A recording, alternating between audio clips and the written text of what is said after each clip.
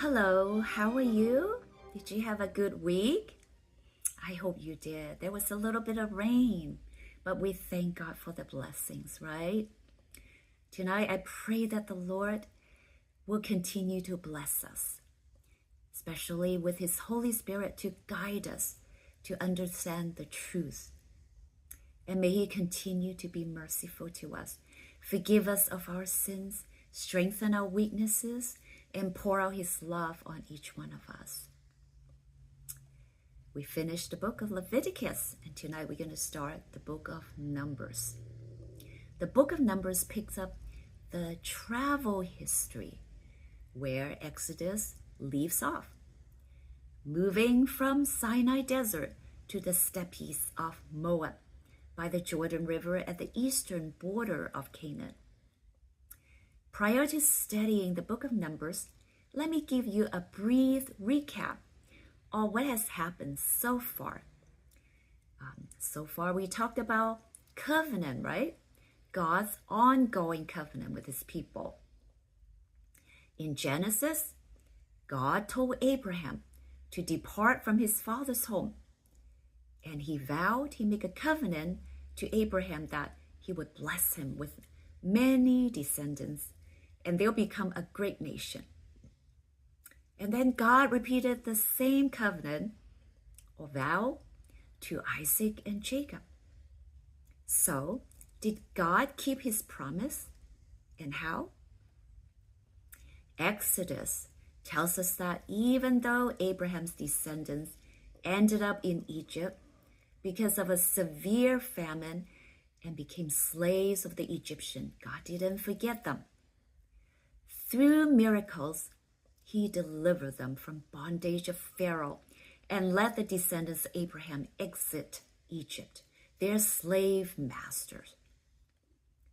Before they reached Mount Sinai, they experienced events that made them recognize that the God who took them out of Egypt is a mighty God. He is the creator of the earth, and He has power over His creation. They witnessed God opening the Red Sea when the Egyptian soldiers were pursuing them. They also witnessed their drowning when the water returns. After 3 days traveling without water, they found bitter water at Marah, and God took care of the problem. He instructed Moses to throw a tree into the water, making it sweet. And then there was no food, and the people grumbled and complained and wanted to return to Egypt. God provided manna every morning and quail in the evening. Shortly afterward, at Rephidim, they were depleted of water again. God again provided for them. He told Moses to strike a rock, and they saw water gushing out from it, and the thirst was satisfied. And then while they were tired and vulnerable, the Amalekites came to attack them. And Moses, with the help of Aaron and Hur, raised his hands in prayer, and God ensured Israel's victory as long as Moses' arms were lifted. Bible scholars think God allowed these mighty occurrences to happen was to prepare the people for the solemn event at Mount Sinai. He prepared the descendants of Abraham to meet God and hear God's voice as Abraham did years ago. At Mount Sinai, they saw the glory of the awesome holy God descended on the mount, and they heard His thundering voice instructing them the 10 Commandments. And then later on through Moses, He had instructed them other laws and ordinances. And that is in the book of Leviticus. But more spiritual preparation was needed for the Israelites before they could enter the promised land. They struggled with God. When difficulties arise, they rebelled instead of putting their trust in God. And so their time of preparation was lengthened. They wandered in the wilderness for almost 40 years. and that is the book of Numbers. During these wandering years in the wilderness, God time and time again showed them who He is, constantly teaching them to be holy as He is holy. There were again instructions of laws and ordinances so that they could become a nation of priests for the world. He taught them how to organize themselves as a community, as a nation. The learning experience for the Israelites was no easy task. They struggled big time. Nevertheless, God didn't give them up, even though the people were disobedient and rebellious. They continued to receive food from heaven and sufficient water to drink. The Bible said, "Your clothes have not worn out on you, and your sandals have not worn off your feet." Deuteronomy 29:5. Besides showing the people His mercy and care, He also showed them that He is God, holy and just, and He could not and would not compromise with evil in all its forms and manifestations. Despite of God's hatred of sin, we notice that He is just and fair, because in Exodus 16 and 17, when the Israelites grumbled, complained, and were about to stone Moses, quarreling with him that they prefer Egypt, but God didn't scold them or punish them for their ungratefulness and faithlessness.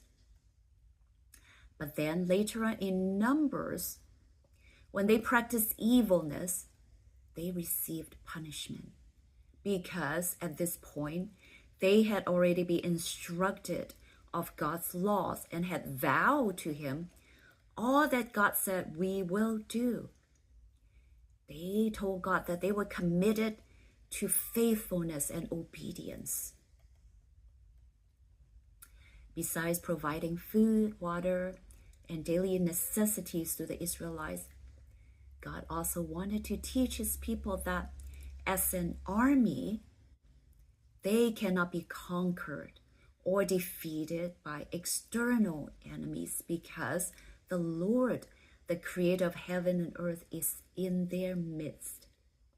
And because of God's presence, they were not only an army, they were a holy army, and thus were expected to act like one as well. But unfortunately, that isn't exactly what happened.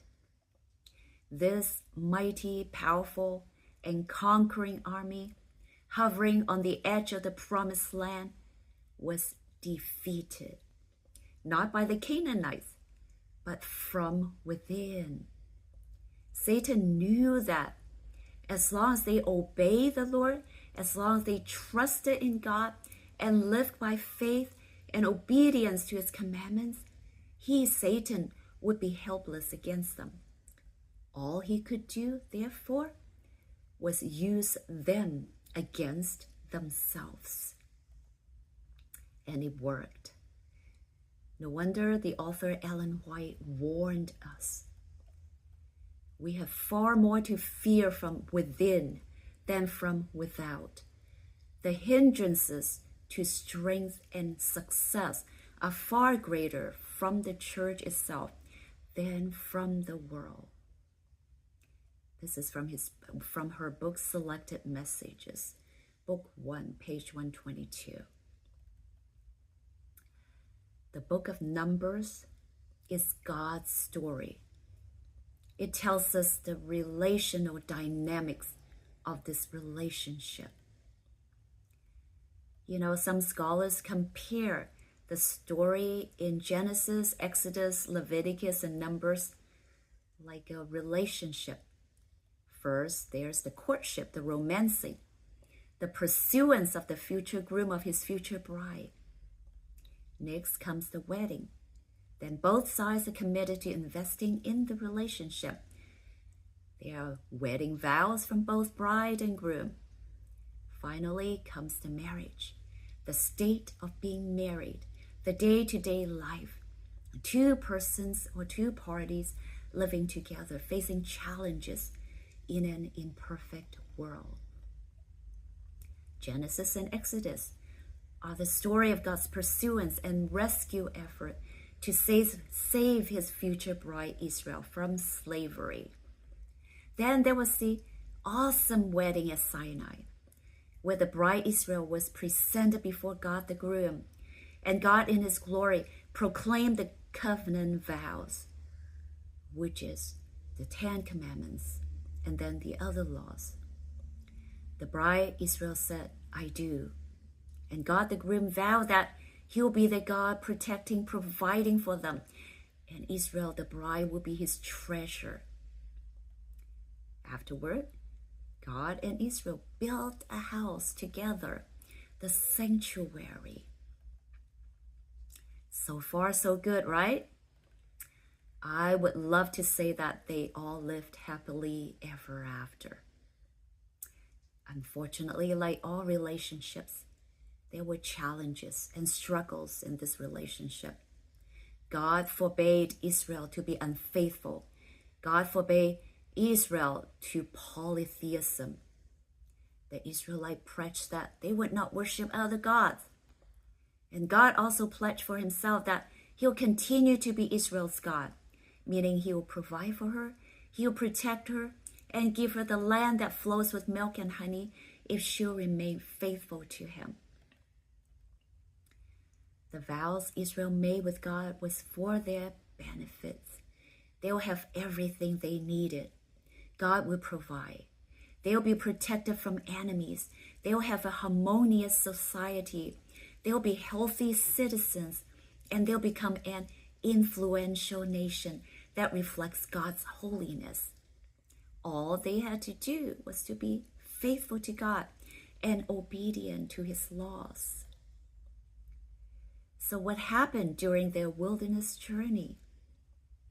You see, even though God lavishly provided for Israel with heavenly food and fresh water in the dry desert, and protected her from danger and hovered over her in the Shekinah cloud, we just mentioned that she was not grateful.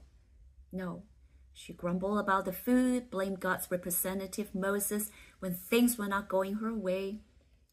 In fact, the Israelite quarreled with Moses and kept saying they would rather return to their abusive home that they had left, Egypt, to worship a different God. Is it any wonder that God was surprised and confused? The story of Numbers can also be our story. We are also a participant of this covenant between God and his people. Do we have struggles of faith as we seek to survive? And when our daily bread isn't always obvious, do we have difficulty leading those whom God has entrusted in our care? Do we have difficulties following those whom God has chosen to work with us? Do we complain when there are big obstacles between us and where we think God is calling us to do? We struggle from time to time to keep our promises to God. Through the book of Numbers, we learn how God deals with faulty people like us. This is the introduction of Numbers. And next week, we're going to study chapter 1 of the book of Numbers. But in general, the book of Numbers seems to consist of 3 parts. Part 1, which is from Numbers chapter 1 to chapter 10, verse 10, dealing with the preparation for the march from Sinai. And this part 1 has 4 sections. The first section talk about census. They count how many in each tribe, and also the hour arrangement of each of the tribes. And then after that, it talks about the appointment of the Levites to their services. And then chapter 5 and 6, the laws concerning the higher and spiritual order of the people were instructed to them. and then culminating with the priestly blessing. And then it also mentioned the last three occurrences before they left Mount Sinai. And this is in chapter 7, chapter 8, chapter 9, 1 to 14. And then finally, the signals for march in the wilderness. They're going to leave Mount Sinai. They're going to march onward. Part 2 of Numbers is telling the story, the history of the journey of Israel through the wilderness. And there are 3 stages. First stage is from Sinai to Paran, which is near Kadesh, and detailing all that happened there. And then the second stage is from the announcement of the death of the generation which had come out from Egypt to reassembling of God, of the people at Kadesh in the 40th year after the Exodus. The third stage, the march from Kadesh to Mount Hor, with the event during its course. And part 3, there are 5 sections detailing the attempts of Moab and Midian against Israel. And there's going to be a fresh census and the ordinances connected with it. And also mention certain sacrifice law, certain sacred law given in view of settling in their promised land. And it also mentioned the victory over Midian and the division of the territory that they had gained, along a review of the past. And then it also included some prospective directions on taking possession of the land of promise. There are 36 chapters in total in this book of Numbers. So throughout this book, we learn that despite the setbacks, the delays, and the devastating judgments, perhaps the most important lesson in Numbers is that God will fulfill his promises. Whether he will fulfill them through us, despite us, or without us, all is indeed another question entirely. But they will be fulfilled, and that's for sure. This is what Paul said. These things happened to them as an example, and they have been written down as a warning to us, upon whom the end of the ages has come. Therefore, whoever thinks he is standing secure should take care not to fall. No trial has come to you but what is human. God is faithful and will not let you be tried beyond your strength. But with the trial, he will also provide a way out so that you may be able to bear it. So in the context of the cross and the new covenant that we read in the New Testament, the book of Numbers tells us that God has already made his choice regarding us. He chose us, but the only question left is, what will be our choice regarding him? Happy Sabbath.